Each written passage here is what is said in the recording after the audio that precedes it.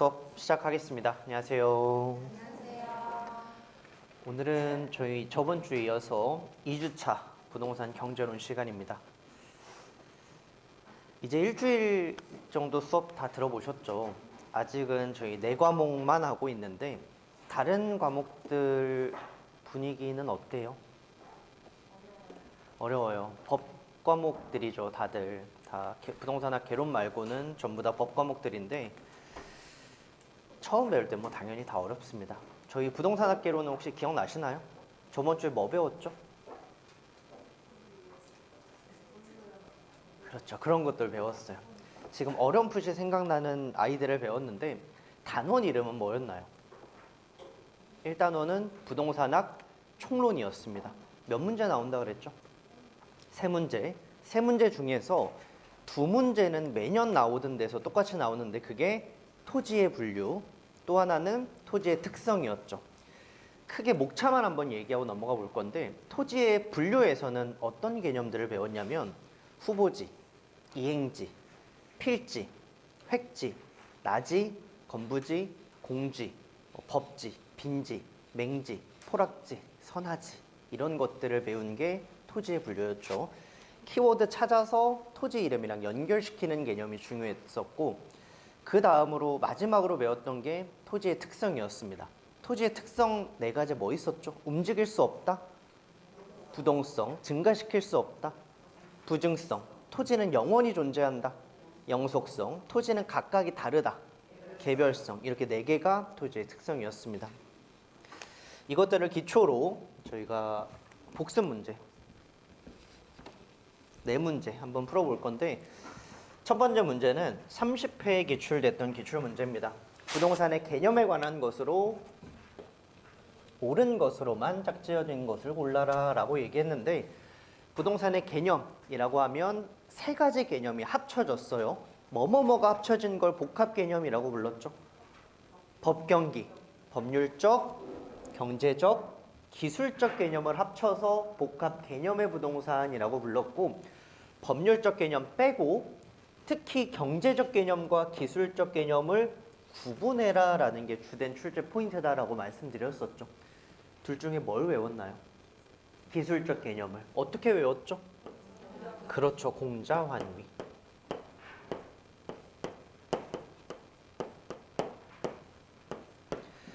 우리 이런 식으로 공부하는 게 대부분일 거예요. 앞으로도 2가지 개념을 분류할 때 둘 모두 각각 외울 필요는 없어요. 그냥 하나를 외워놓고 이게 아니면 나머지에 집어넣는 게 가장 기본적인 개념입니다. 그러면 여기 있는 애들을 경제적 개념에 하나하나 끌어다 놓을 필요 있나요? 없어요. 우리는 뭐만 찾으면 돼요? 공자환위만 찾아 놓으면 되는 거죠. 뭐가 들어있죠? 공간, 자연, 그렇죠. 위치. 환경은 없고 위치만 있죠. 그래서 골라보면 디귿, 미음, 시옷 들어가 있는 거 찾고 하나밖에 없으니까 그냥 2번이 정답이다. 이렇게 체크하면 되겠죠. 가장 기본적인 문제입니다. 그럼 나머지는 결국 다 뭘로 치는 거예요? 경제적 개념으로 치는 거죠.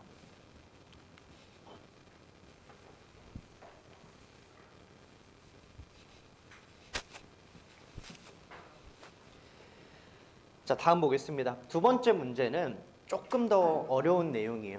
우리 법률적 개념에서 토지 및 그 정착물이 협의의 부동산이다 라고 배웠죠. 그 중에 정착물에 대해서 조금 더 자세하게 배웠습니다. 정착물 단어 뜻은 뭐였죠, 일단? 그쵸. 토지 위에 착 붙어 있는 애들. 부동산이에요, 동산이에요? 계속 붙어 있으니까 부동산이죠. 그러면 정착물 중에서도 토지랑 별개로 거래되는 정착물 무슨 정착물? 독립정착물. 토지랑 별개로 거래된다. 독립정착물. 그게 아니라 토지를 팔면 같이 팔려나가는 토지에 속하는 애들은 무슨 정착물? 종속정착물이었습니다. 둘 중에 뭘 외워놨죠? 독립정착물을 외웠고 어떤 것들이 있는지 다시 한 번만 짚어드리면 건물, 그리고 일반 나무가 아니라 무슨 나무들? 명인 방법을 갖춘 수목이나 서류 작업까지 하면 등기된 임목, 그리고 맨 마지막으로는 농작물. 이런 것들이 독립정착물이고 나머지는 전부 다 뭘로 취급해요? 종속정착물로 취급하는 거예요. 그럼 찾아볼게요. 건물, 얘 뭐라 그랬죠? 독립정착물. 이번엔 무슨 표현을 초점을 맞춰야 되죠? 등기된 임목, 얘도 마찬가지로 독립정착물. 3번에 국어 따로 외운 거 있나요? 없죠. 독립정착물이에요, 아니에요? 아니에요. 그럼 무슨 정착물? 종속정착물. 자, 4번은 뭐가 포인트냐면 명인 방법을 갖춘 수목, 얘도 독립정착물. 5번은 뭐가 보이죠? 농작물. 이 앞에 있는 표현 하나도 안 중요하고 농작물 적혀 있으면 독립정착물이었습니다. 그러니까 정답은 3번 골라주시면 되겠죠. 토지와 독립된 것이 아닌 것을 골라라 라고 하니까 국어는 독립정착물이 아니었습니다.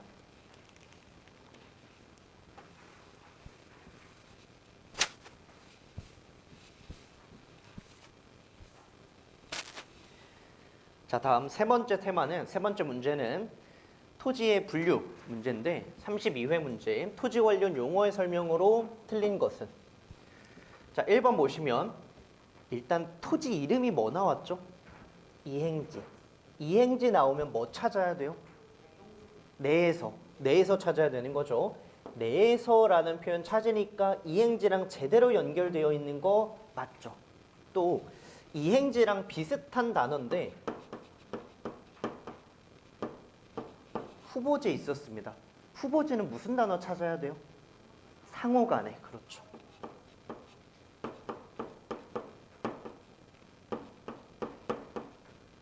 이렇게 찾아야 되는 거죠.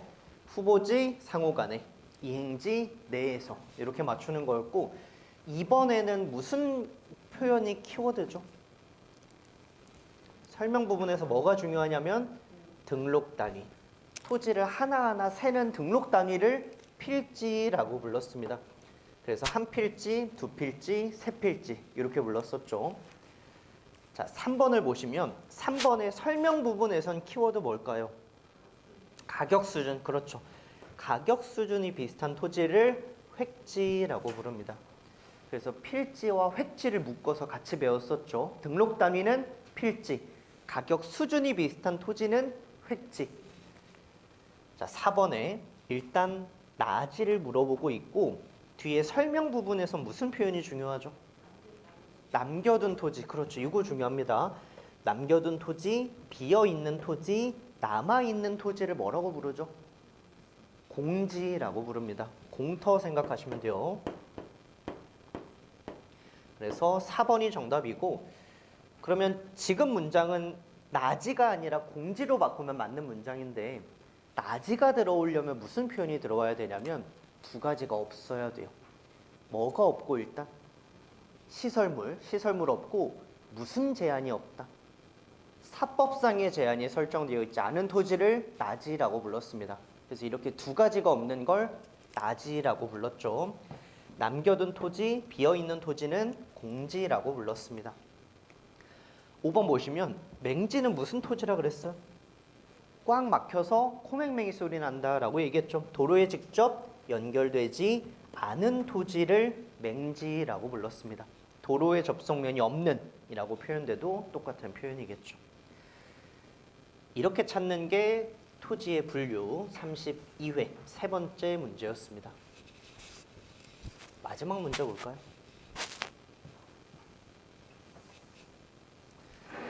자, 마지막 문제 보면 다음에 파생현상을 모두 발생시키는 토지의 특성을 찾아라 라고 얘기했죠. 우린 네 가지 특성을 머릿속에서 먼저 떠올리면 돼요. 부동성, 부증성, 영속성, 개별성 중에서 첫 번째 동그라미는 특징이 뭐죠? 뭘 골라내야 돼요? 그렇죠. 자본이익, 운용이익 두 가지 이익이 들어올 수 있는 거 무슨 특성 때문에? 영속성이었죠. 4번 정답 체크해 주시면 되고 그럼 두 번째 동그라미에서는 뭐가 포인트인가요? 그렇죠. 이게 포인트예요. 소모되지 않는다. 사용을 할 수는 있지만 사용해도 소모되지 않습니다. 그게 영속성이었고, 그러니까 영속성 때문에 토지는 감가상각 적용돼요, 안 돼요? 안 돼요. 감가상각 적용 안 된다라는 걸 보통 우리 시험에서는 적용 배제라고 표현을 해줍니다. 그리고 세 번째에도 관리 나오니까 영속성, 관리만 잘하면 영원히 쓸 수 있다라고 배웠었죠. 그러면 감가상각 적용 배제가 아니라 일물일가 적용 배제 나오면 무슨 특성이죠? 개별성. 일물일가 어떻게 읽었어요?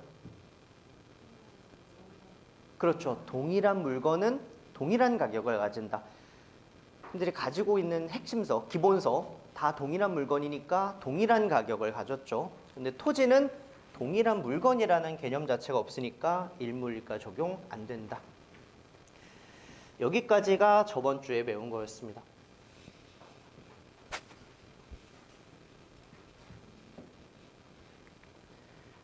이제부터는 새로 배울 거 부동산 경제론인데, 뭐 저번 주에 배운 것들은 사실 언제 복습하셔도 쉽게 공부하실 수 있어요.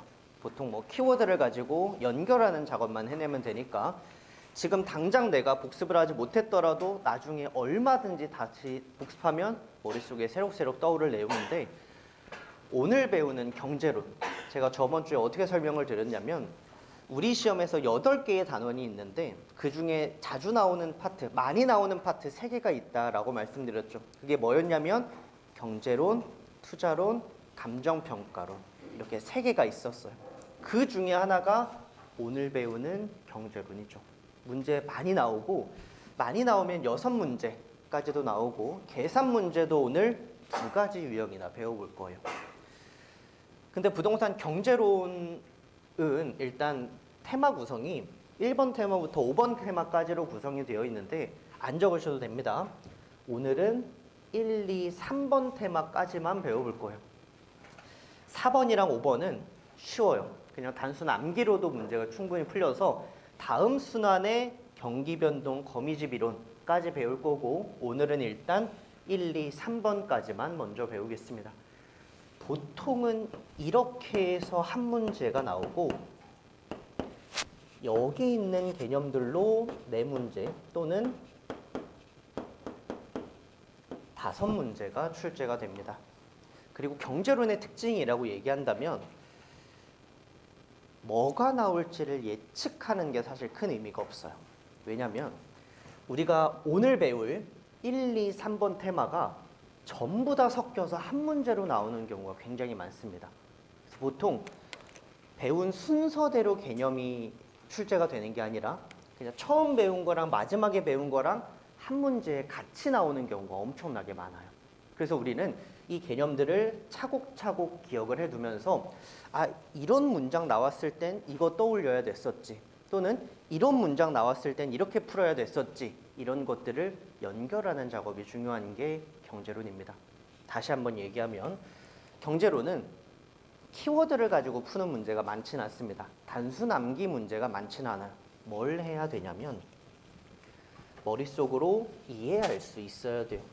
그래서 경제론이 다들 어렵다라고 말씀을 하시는데, 요거 한번 볼게요. 경제론에서 제일 중요한 건 원인이 나와 있을 때 얘를 결과로 바꿔주는 작업이 경제론에서 가장 중요합니다. 예를 들면 수요가 증가했습니다. 가격 어떻게 되죠? 상승하죠. 물건의 인기가 증가하면 가격은 상승해요. 그럼 다시 가격이 상승했습니다. 수요 어떻게 될까요? 떨어지겠죠. 비싸면 덜 사겠죠.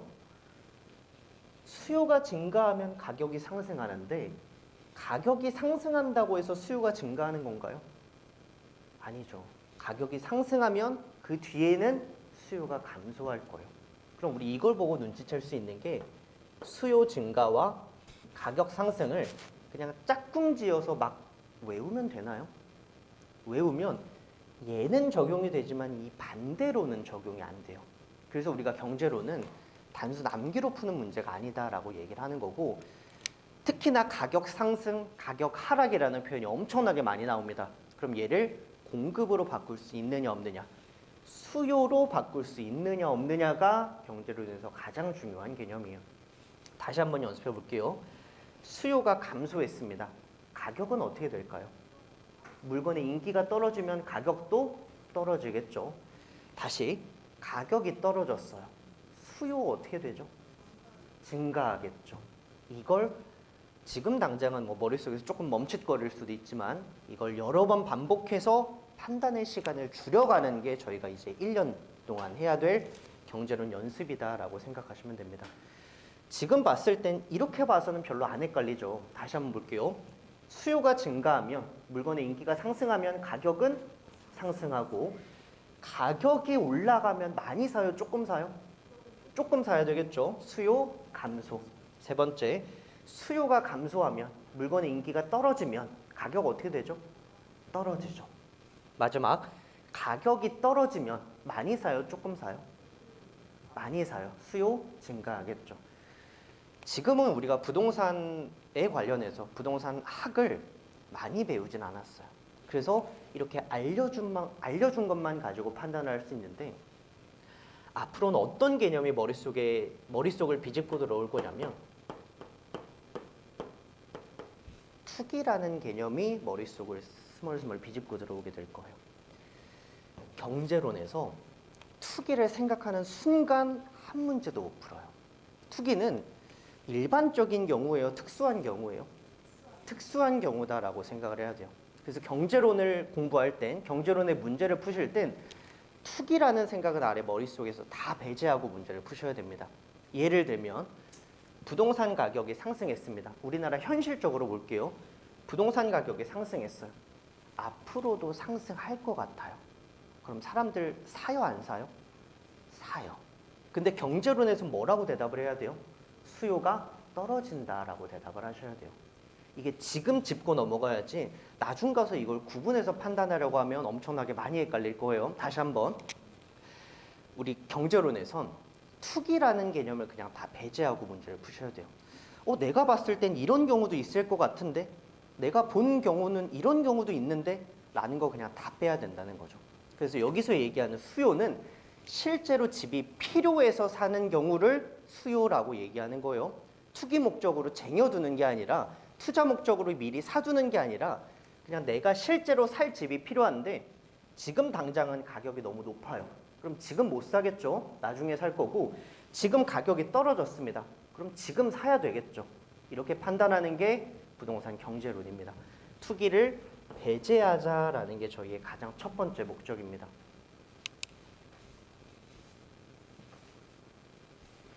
그래서 오늘 경제론 수업 들어보시면 저번 주랑은 문제들이 사뭇 다를 거예요. 용어들도 되게 어렵고 머릿속으로 가격을 수요로 바꿔야 되는 작업도 굉장히 많이 들어갑니다.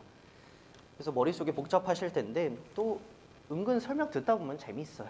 한번 들어볼게요. 자, 첫 번째로 배우는 건 수요의 개념입니다. 우리 아무것도 안 배우고 수요라는 건 뭘 의미하는 거죠? 그냥 쉽게 얘기하면 원한다, 사고 싶다라는 걸 수요라고 얘기합니다. 수요는 사고자 하는 욕구를 수요라고 얘기하고 수요량이라는 게 있어요. 여기서 얘기하는 양은 수량을 의미합니다. 그래서 수요량은 특정 가격 수준에서 구매하고자 하는 수량을 수요량이라고 얘기하는데 사실 얘가 중요한 게 아니라 뭐가 중요하냐면 우리 그냥 평소에 상식적으로 생각을 했을 때 단어만 가지고 생각을 했을 때 수요는 이미 산 거예요? 아직 안 산 거예요? 아직 안 산 거예요. 사길 원하는 게 수요죠. 그래서 뭐라고 적혀 있냐면 구매하고자 하는 이라고 적혀 있죠. 이게 포인트인 거예요.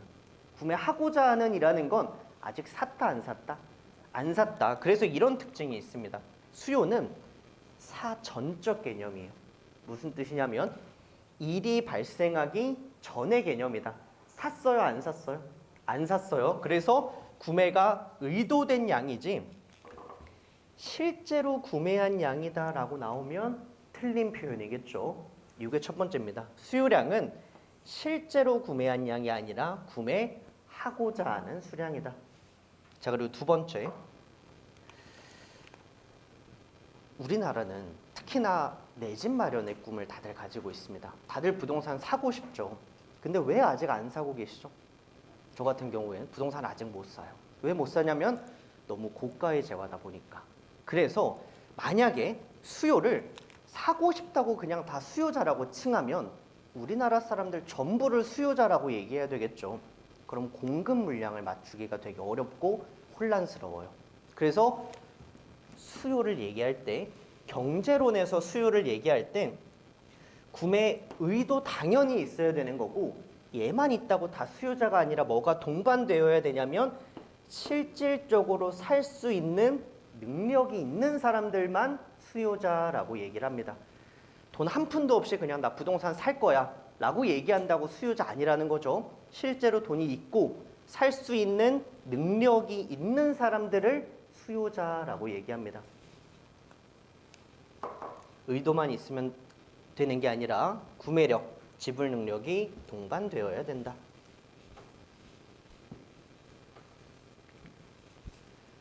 자, 그럼 문제를 한번 확인해 보겠습니다. 30회 수요량은 일정 기간에 실제로 구매한 수량이다. 무슨 표현이 틀린 거죠? 실제로, 그렇죠. 실제로라는 표현 들어오면 안 된다라고 얘기했죠. 뭐가 맞아요, 그러면? 구매하고자 하는. 자, 두 번째 보겠습니다. 얘는 지금 당장 얘를 쭉 해석하려면 좀 어려워요. 그러면 우리가 지금 배운 단어들만 한번 찾아내 볼게요. 뭐뭐 배웠냐면 수요량은 구매 의사 있어야 되죠. 의사만 있으면 전부 수요였나요? 아니죠. 뭐가 동반되어야 된다? 그쵸. 구매 능력, 구매력이 동반되어야 수요다라고 배웠었죠. 또 하나 뭐 있어요? 실제로가 아니라 구매하고자 하는 수량이다. 이렇게 세 가지 포인트가 전부 들어가 있는 게 28회 문장이었습니다. 그래서 이렇게 다시 한 번만 정리할게요. 구매 의도 당연히 있어야 되고 뭐까지 동반되어야 수요다? 구매력, 지불 능력까지 동반되어야 수요다. 이렇게 배웠습니다.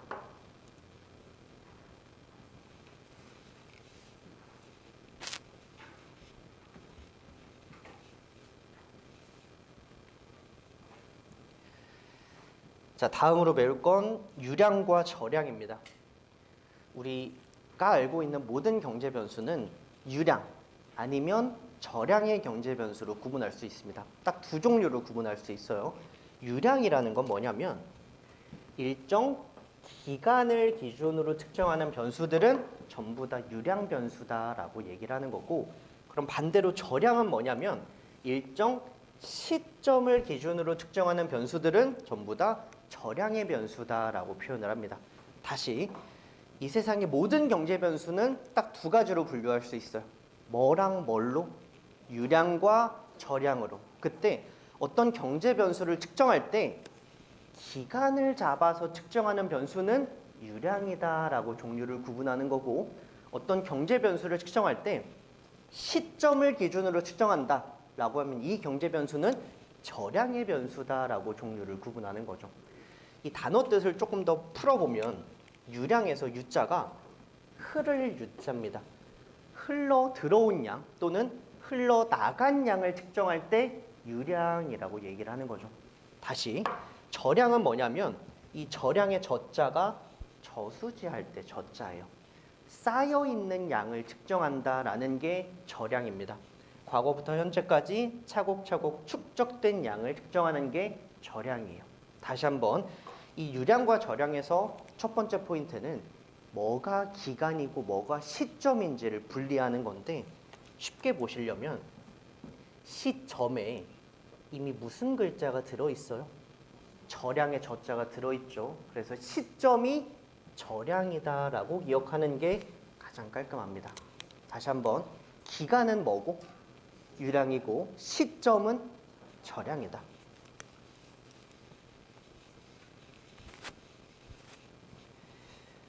자, 그림으로 설명을 해보면 여기 물탱크가 있습니다. 물탱크 안에 물이 계속 들어오고 있어요. 물이 계속 들어오니까 쌓이는 물이 있겠죠. 여기서 옆에 있던 사람이 이렇게 물어봅니다. 이 물탱크 안에 한 달 동안 물이 몇 리터 들어와? 이렇게 물어봐요. 그럼 한 달 동안 물이 몇 리터 들어오는지는 기간이에요, 시점이에요? 기간이죠. 무슨 표현을 썼으니까? 한 달 동안이라는 표현을 썼으니까 기간, 유량에 해당하는 거고, 그게 아니라 옆에 있던 사람이 이 물 탱크에 지금 물 몇 리터 있어? 라고 물어보면 시점을 가지고 측정하는 거니까 절량이다 라고 볼 수 있겠죠.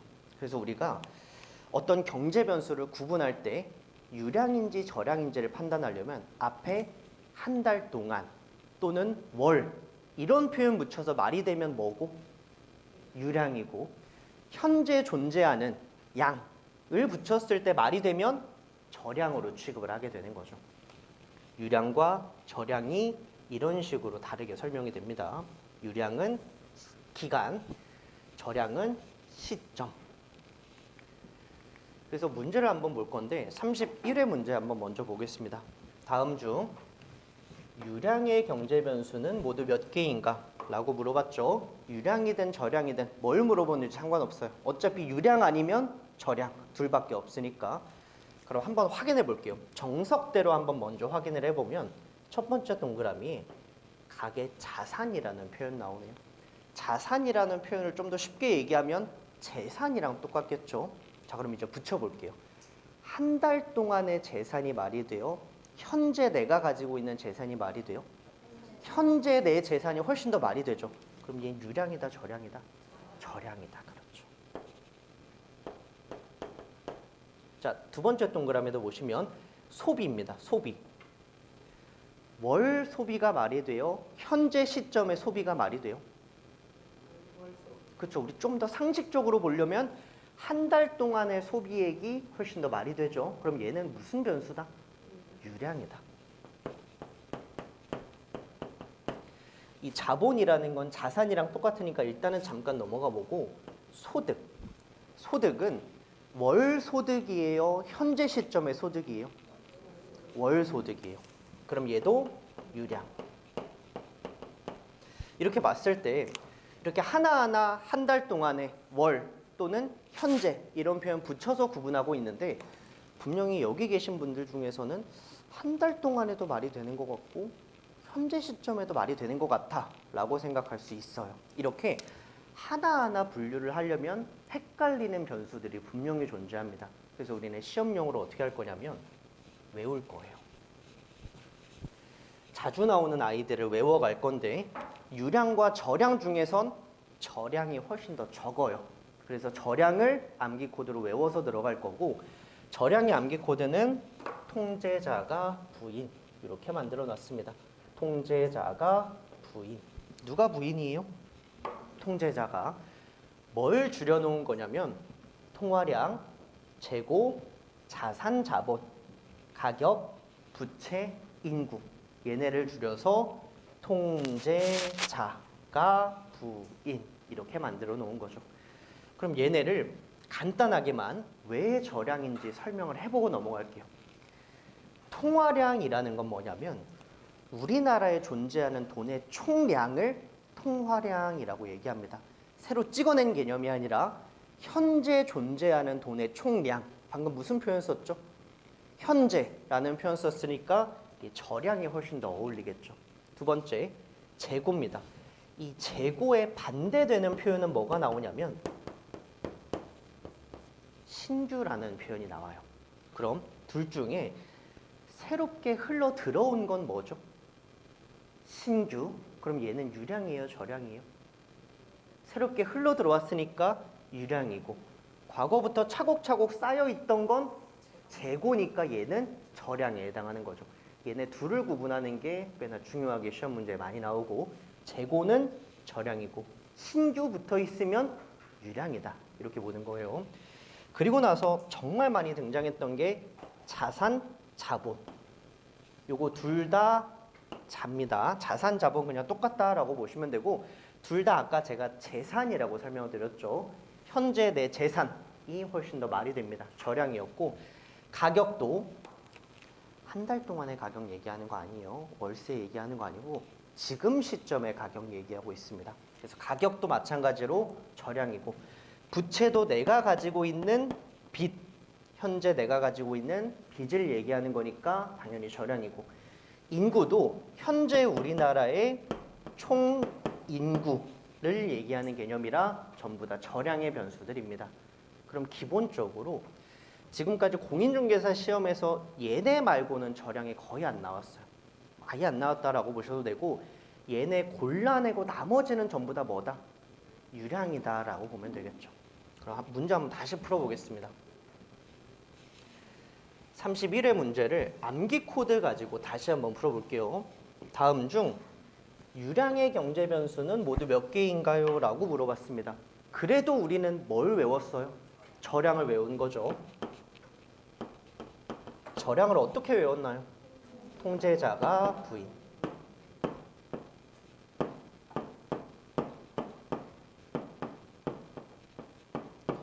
이렇게 외웠을 때 통제자가 부인에 해당하는 거 한번 골라내 볼까요? 뭐 들어있죠?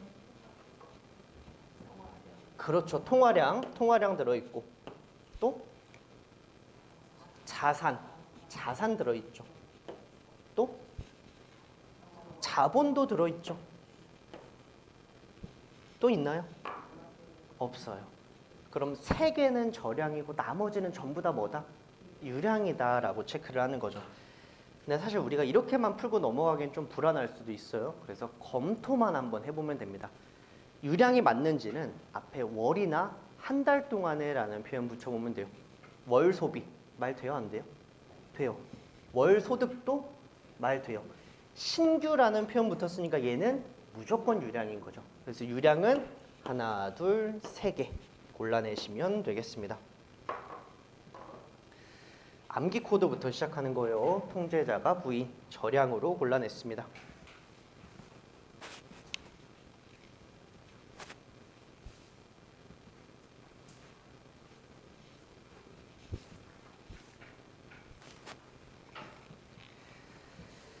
자, 다음 보면 이제 본격적으로 가격과 수요와 가격에 대해서 쭉 배워볼 건데, 우리 아까도 이미 여러 번 해본 거예요. 가격이 상승하면 많이 사요, 조금 사요? 조금 사요. 수요는 반대로 감소합니다. 그럼 다시 가격이 떨어지면 사요, 안 사요?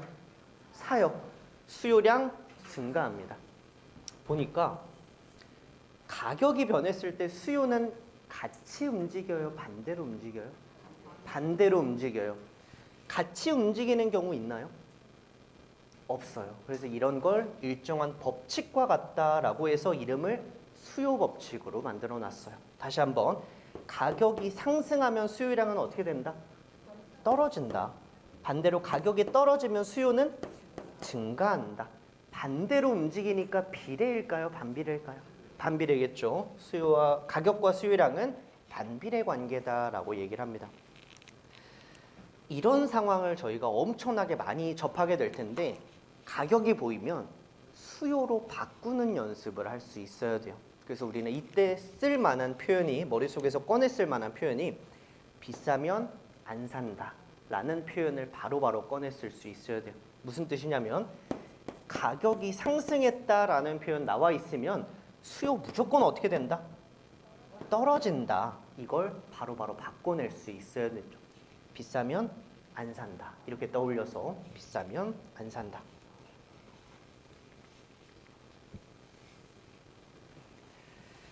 자, 다음 이렇게 가격과 수요량은 반비례 관계인데, 이런 것들을 그래프에 나타낸 걸 수요 곡선이라고 얘기합니다. 우리 경제론에서 정말 큰 축을 담당하는 게 이 그래프인데, 그래프를 안 배우고는, 그래프를 안 익히고는 문제 안 풀려요. 그러니까 처음 배울 때 조금 어렵더라도 천천히 한번 배워보겠습니다. 그래프 처음 배우는 거니까 천천히. 이 그래프는 세로축과 가로축이 있습니다. 이때 세로축이 의미하는 건 가격이에요. 가로축이 의미하는 건 양입니다. 아까 봤던 수량을 얘기하는 거예요. 그럼 여기서 세로로 점점 높아진다라는 건 가격이 어떻게 된다? 비싸진다, 올라간다라는 걸 의미하는 거고, 여기가 0점부터 시작해서 오른쪽으로 점점 멀어진다라는 건 뭐가 많아진다? 양이 많아진다라는 걸 의미합니다. 가격은 영어로 price, 알파벳 P로 적고 양은 영어로 quantity, 알파벳 Q로 적습니다. 헷갈리신다면 양이라는 글자 안에 Q가 2개나 들어가 있죠. 그래서 양은 앞으로 Q라고 바꿔 읽으시면 됩니다. 나중에 보시면 그냥 이렇게만 적혀 있는 경우도 엄청나게 많을 거예요. 얘는 뭘로 바꿔 읽고? 가격으로 바꿔 읽고, 얘는 양으로 바꿔 읽는 거죠. 여기서 이제 볼게요. 자, 가격이 600원입니다. 그럼 여기 가격이 이렇게 600원으로 형성이 되어 있는데 가격이 600원일 때의 수요량이 10개라고 조사됐어요. 그럼 점이 여기서 찍히는 거예요. 자, 그럼 여기서 가격이 떨어졌습니다. 수요량 증가해요, 감소해요? 증가하겠죠. 가격이 떨어졌으니까 수요량이 30개로 증가했어요. 그래서 점이 여기 찍히겠죠. 가격이 한 번 더 떨어졌습니다. 100원까지 떨어지니까 수요량이 60개로 증가했어요. 그래서 점이 여기 찍힙니다. 이렇게 찍혀 있는 점들을 쭉 연결한 걸 수요 곡선이라고 얘기를 하는 거죠. 이 곡선이라는 건 이렇게 무한한 점들의 연속으로 만들어져 있는 건데 이런 걸 수요 곡선이라고 부릅니다. 우리가 방금 뭐 배우고 넘어왔냐면 수요 법칙이라는 거 배우고 넘어왔죠. 가격과 수요량은 같이 움직인다, 반대로 움직인다? 반대로 움직인다. 그래서 가격이 떨어지니까 수요량은 어떻게 됐죠? 증가했죠. 이런 걸 그림으로 나타낸 걸 수요 곡선이라고 표현합니다. 이때 저희 수요 곡선을 한번 읽어볼 수 있어요. 어떻게 읽을 거냐면 책 읽을 때 어디서 어디로 읽죠? 왼쪽에서 오른쪽으로 읽죠. 마찬가지로 그래프도 왼쪽에서 오른쪽으로 이렇게 쭉 따라가다 보면 어디를 향해요? 오른쪽 아래를 향하죠. 그래서 수요 곡선은 우하향하는 형태를 띈다라고 얘기를 합니다. 우리 앞으로도 문제를 풀다 보면 이 그래프를 읽어야 될 때가 있을 거예요. 어디부터 따라가냐면 왼쪽부터 오른쪽으로 쭉 따라가면 됩니다. 그럼 우하향하는 형태를 띈다. 만약에 이런 그래프가 있으면 어떤 형태를 띈다? 우상향하는 형태를 띈다. 얘도 무슨 형태를 띈다? 우상향하는 형태를 띈다. 이렇게 배우는 거죠. 그리고 여기서부터가 0점이다 라고 말씀드렸는데 우리 시험에서 마이너스 가격은 안 나와요. 이 밑으로 떨어지는 거 없고 마이너스 수량도 안 나옵니다. 그래서 우리는 이쪽에서만 놀 거다라고 생각을 하시면 돼요.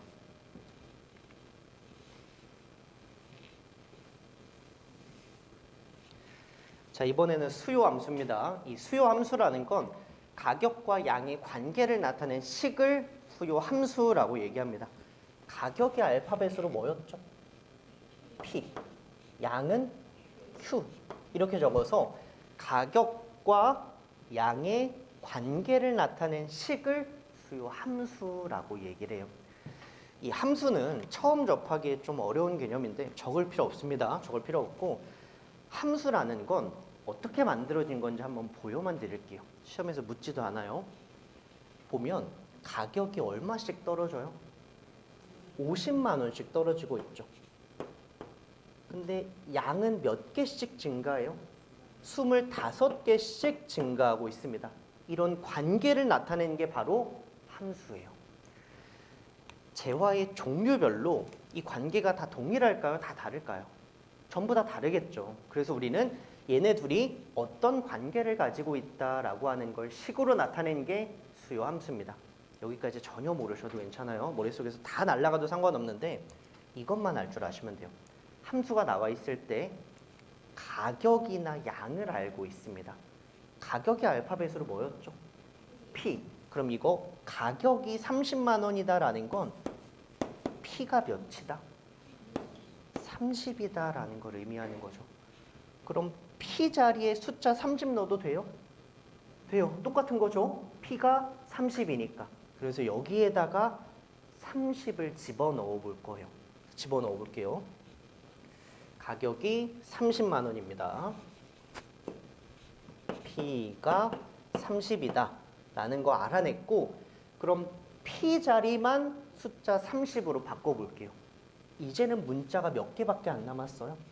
하나밖에 안 남았어요. 그럼 얘 값 구할 수 있겠죠? 얘가 뭐를 의미해요? 양을 의미하는 거죠. 구해보면 처음이니까 간단하게만 설명드릴게요.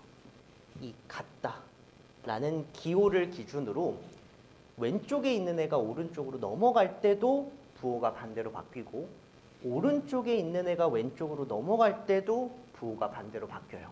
그래서 우리는 문자는 문자끼리, 숫자는 숫자끼리 잘 분류해 놓을 거예요. 이 문자의 값을 구하고 싶은데 앞에 마이너스가 붙어 있으면 계산하기 껄끄럽겠죠. 그래서 얘를 왼쪽으로 옮기고 30을 오른쪽으로 넘깁니다. 그럼 30 넘어가면 몇 추로 바뀌어요? 마이너스 30으로 넘어가겠죠. 이렇게. 그래서 기존에 있던 150이랑 만나면 뭐만 남죠? 120만 남죠. 그럼 다시 한번 정리하면 이 Q는 얼마다? 120이다. 여기서 이 Q라는 게 무슨 뜻이냐면 2 곱하기 Q예요. 2 곱하기 Q가 120이다 라는 거니까 Q만 남기고 얘 없애려면 어떻게 해줘야 돼요? 2로 나눠줘야 되겠죠. 양쪽을 2로 나눠주면 Q만 남고 120 나누기 2 이렇게 계산하면 되는 거죠. 그럼 결국 Q는 얼마다? 60이다. 여기까지 이 과정이 잘 안 되시는 분들은 이 과정이 어렵다고 계산 문제가 어렵다라고 얘기하는 건 아니에요. 이 과정은 뭐 다들 각자 상황에 따라 당연히 모를 수도 있는 부분이고 쉬는 시간이나 수업 끝나고 저한테 이거 기초 계산 조금만 더 알려주세요 라고 말씀하시면 제가 좀 더 자세하게 알려드리겠습니다. 해석 다시 한번 해볼까요? 가격이 30만 원일 때 양은 몇 개가 나왔어요? 60개가 나왔죠. 우린 이것만 알 수 있으면 돼요. 그럼 다시 한번 정리해서 이거 이따 계산 문제에서 쓸 거니까 다시 한번 그때 보고 우리가 지금 당장 알아둬야 되는 건 가격과 양 둘 중에 하나를 알고 있으면 나머지 하나를 구해낼 수 있다. 가격을 알고 있으면 뭘 구해낼 수 있고 양을 구해낼 수 있고 양을 알고 있으면 가격을 구해낼 수 있는 거죠.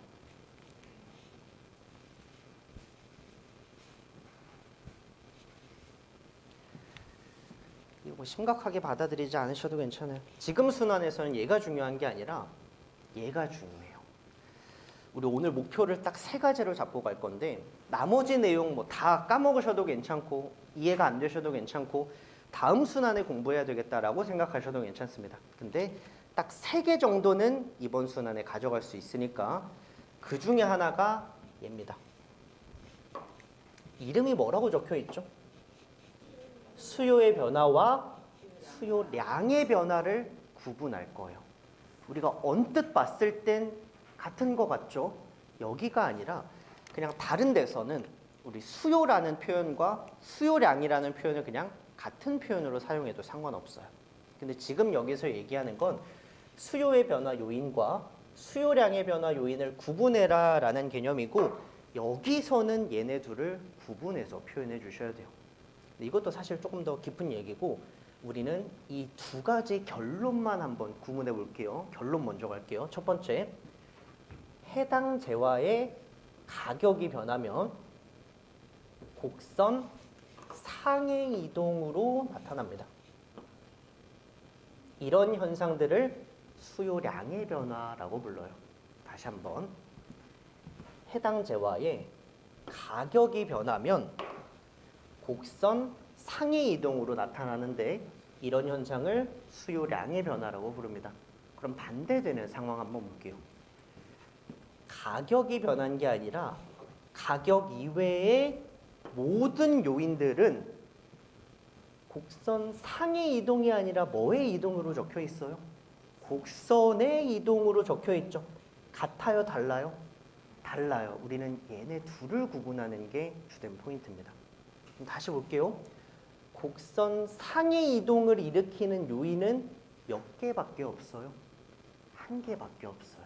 뭐만 변했을 때? 해당 재화의 가격 변화만 곡선 상위 이동이죠.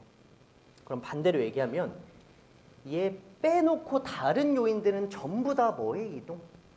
곡선의 이동이라고 볼 수 있는 거죠. 예를 들면 인구가 증가했습니다. 해당 재화의 가격이 변했나요? 아니죠. 인구 증가는 그럼 뭐의 이동으로? 곡선의 이동으로. 또 하나, 소득이 증가했습니다. 가격이 변했나요? 아니죠. 그 뒤에 가격이 변할 순 있어도 지금은 소득만 변했다라고 적혀 있죠. 소득이 변했으니까 곡선의 이동이다. 이렇게 대답을 하는 거예요. 그럼 아파트 가격이 상승했습니다. 얘는 뭐예요? 해당 재화의 가격 변화니까 곡선 상의 이동이죠. 우리는 아무것도 이해한 게 아니라 그냥 결론만 먼저 정리하고 이제 이해를 들어갈 거예요. 결론만 먼저 정리해놓고 어떻게 외울 거냐면 해당 재화의 가격 변화만 곡선 상의 이동이고 가격 이외의 다른 모든 요인들, 인구, 소득 이런 것들은 가격이 아니니까 곡선의 이동이라고 정리할 겁니다. 암기 코드로는 해가 선상 이렇게 외울 거예요. 해가 선상. 무슨 뜻이냐면 해당 재화의 가격 변화는 뭐의 이동이다? 곡선 상의 이동이다 라고 외운 거예요. 해당 재화의 가격 변화는 곡선 상의 이동이다 라고 얘기를 합니다. 그럼 해당 재화의 가격 변화가 아닌 다른 모든 요인들은 뭐의 이동이다? 곡선의 이동이다 라고 얘기를 하는 거죠. 그래서 암기 코드 얘가 제일 중요해요. 해가선상이라는 암기 코드 꼭 기억하셔야 되고 이제부터 덧붙여서 이해를 한번 해보겠습니다.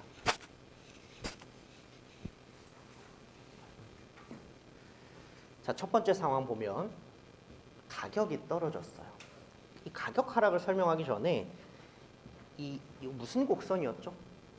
수요 곡선. 이 수요 곡선은 가격과 양의 조합으로 만들어진 게 수요 곡선이에요. 그때 가격이 600원이었다가 300원으로 떨어집니다. 뭐가 늘어나겠어요? 수요량이 늘어나겠죠.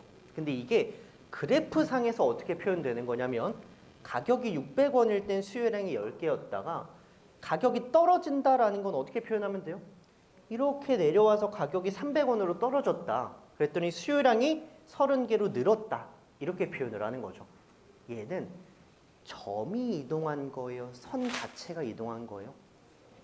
점이 위아래로 이동하고 있는 거죠. 이런 걸 곡선 위에서 점이 이동한다라고 해서 곡선 상의 이동이라고 부르게 되는 거죠. 다시 한번 정리해 볼게요. 지금 뭐가 변했어요?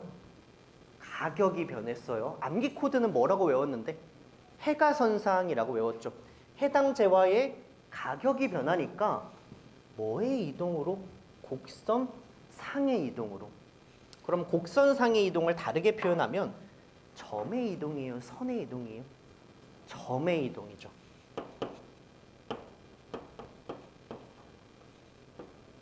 얘랑 비교되는 상황 한번 다시 설명을 해볼게요. 두 번째 상황은 인구가 증가했습니다. 가격이 변했다고 적혀 있나요? 아니죠. 가격 이외의 요인이에요. 그러면 수요 곡선은 뭐랑 뭐 가지고 만들어졌다 그랬죠? 가격이랑 양 가지고. 인구를 바로 표현할 수 있나요? 바로 표현이 안 돼요. 그래서 어떻게 하냐면 기존에 있는 선을 가지고는 인구를 표현 못 해요. 그래서 선 자체를 움직여야 되는 거죠.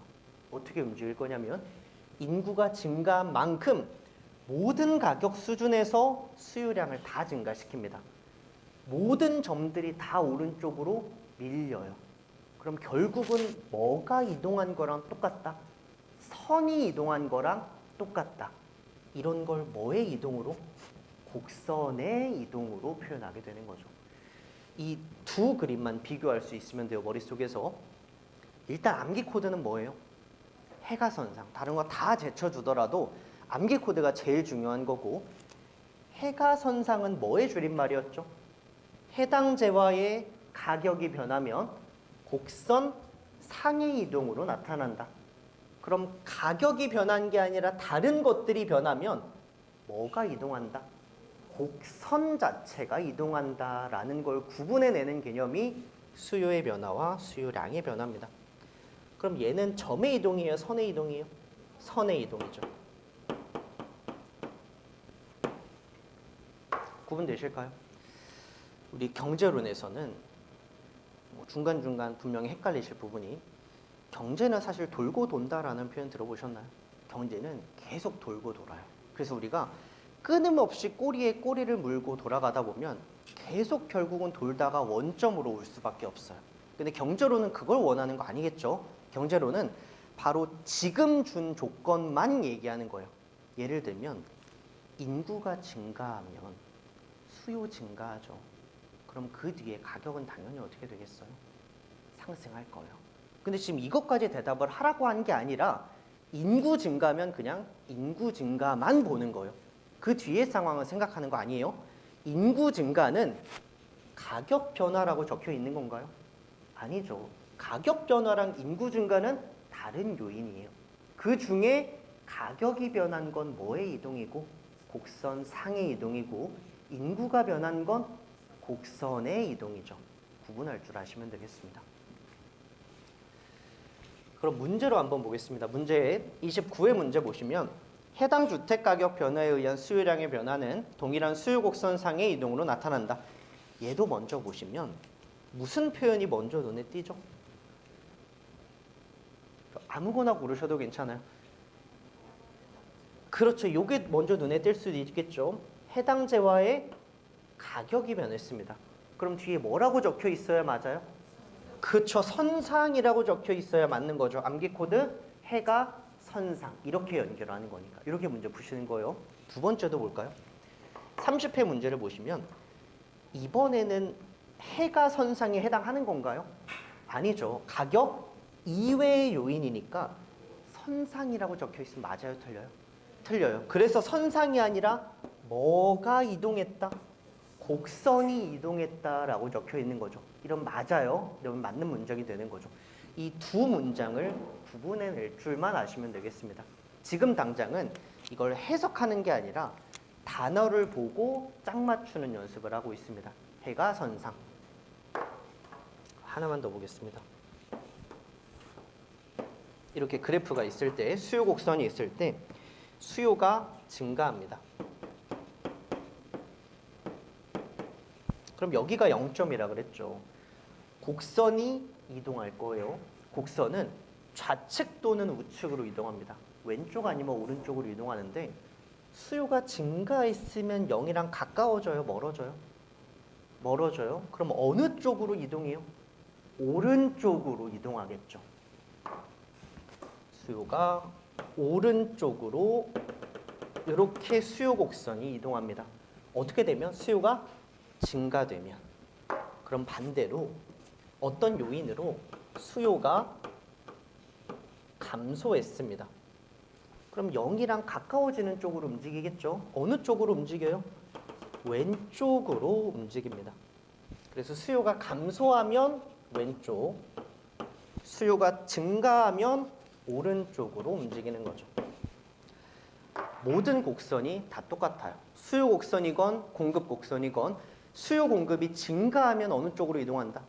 오른쪽으로 이동하고 수요 공급이 감소하면 왼쪽으로 이동한다. 헷갈리신다면 0을 기준으로 생각해 보시면 됩니다.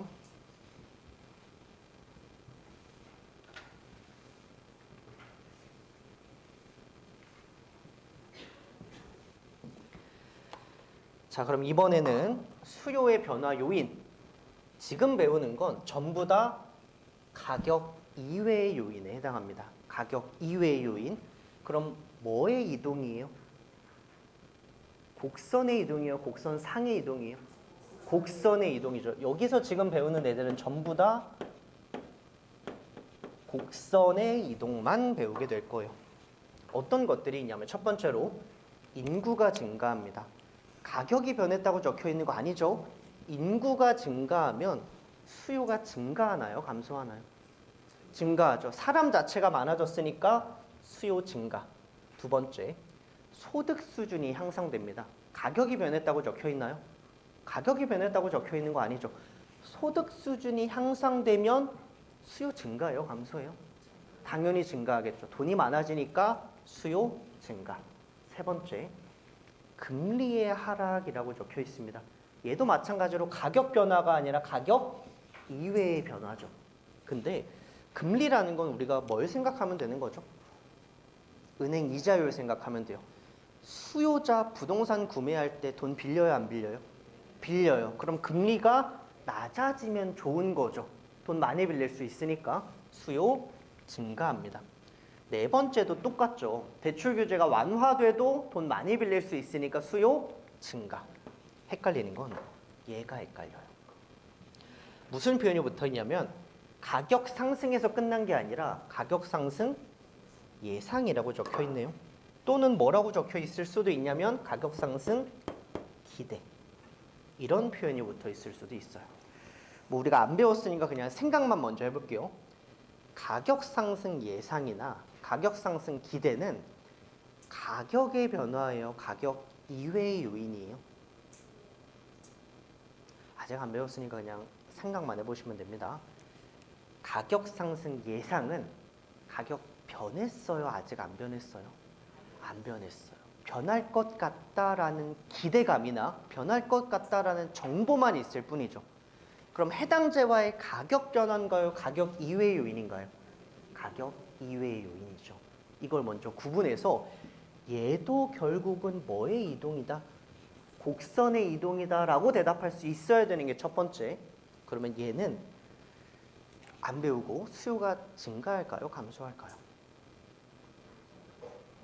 이런 식으로 생각을 하시면 돼요. 내가 아파트 수요자인데 아파트를 사려고 점 찍어둔 게 있어요. 근데 지금보다 다음 달에 2억 더 오를 거예요. 지금 사요? 다음 달에 사요? 지금 사야 되겠죠. 그럼 지금 수요 증가한다? 감소한다? 증가한다. 그래서 수요 증가한다. 이렇게 되는 거죠. 방금 제가 보여드린 건 머릿속으로 상상하면서 풀 때 다음 달에 가격 오를 거니까 지금 빨리 사자. 이렇게 설명을 한 거예요.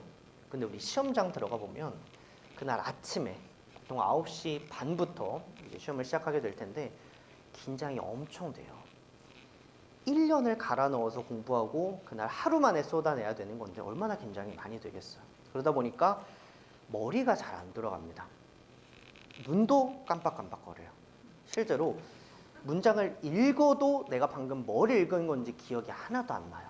그래서 우리는 시험장 들어가서는 최대한 상상하는 게 아니라 최대한 문장을 해석하면서 읽는 게 아니라 문제 푸는 기계가 돼야 됩니다. 그냥 단어만 보고 문제 풀 수 있어야 되고 얘도 마찬가지로 기계식으로 풀 건데 어떻게 풀 거냐면 가격 상승과 예상을 잘라서 문제를 풀 거예요. 구분해서 가격이 상승하면 수요 어떻게 되죠? 비싸면 안 산다. 수요 감소했어요. 그때 기대나 예상 붙어 있으면 방향만 반대로 슉 뒤집어 주시면 됩니다. 그럼 수요 감소였는데 예상 붙으면 수요 증가로 바뀌는 거죠. 이렇게 그냥 기계적으로 푸시면 돼요.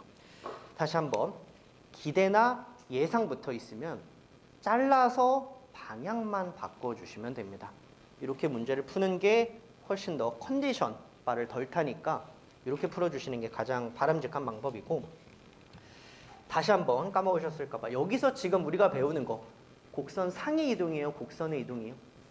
전부 다 곡선의 이동입니다. 가격 이외의 요인들이에요.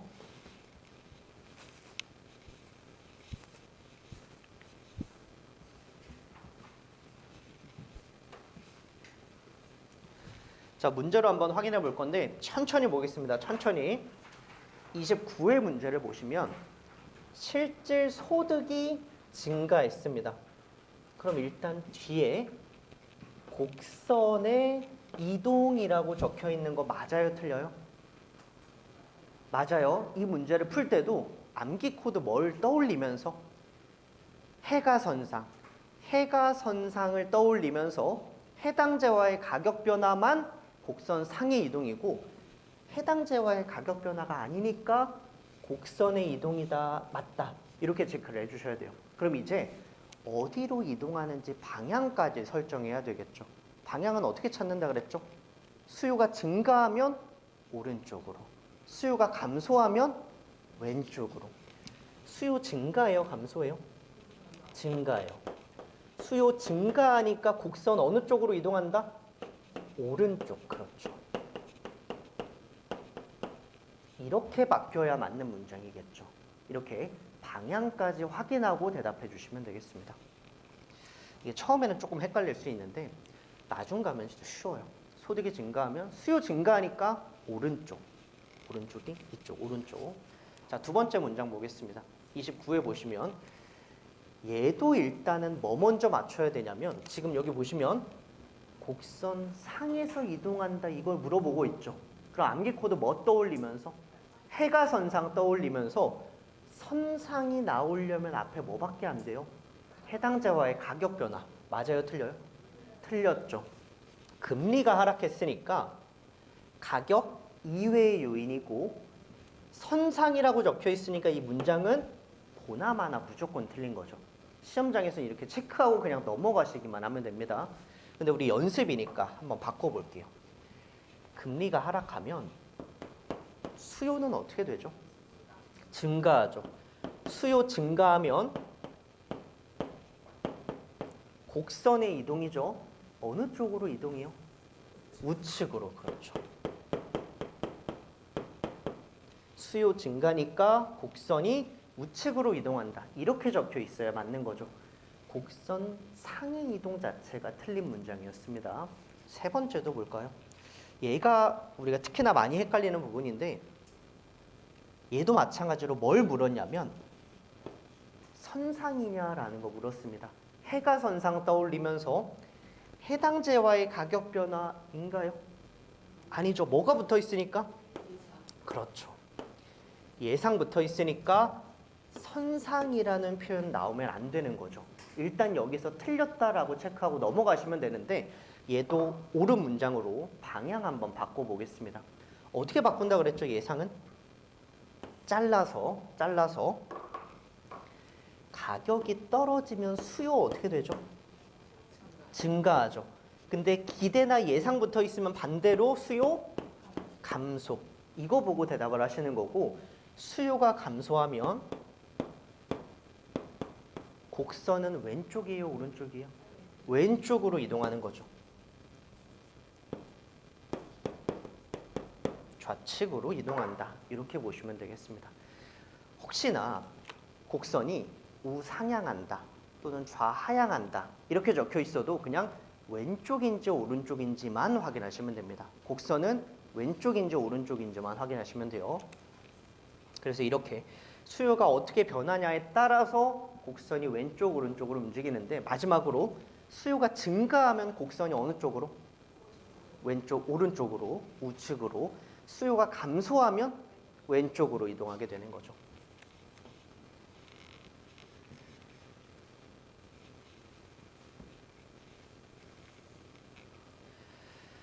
자, 여기까지 하고 잠깐 쉬었다가 마저 나가겠습니다.